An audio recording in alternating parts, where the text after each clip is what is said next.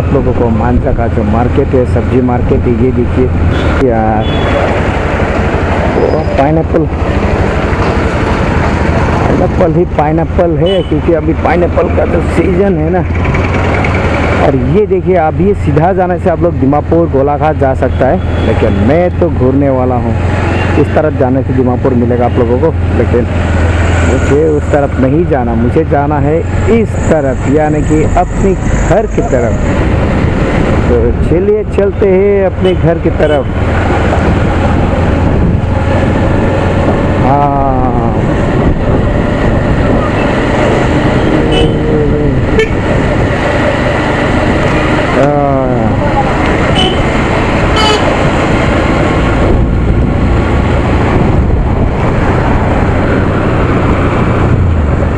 ज़्यादा ही ढीला हो गया यार ये चीज़।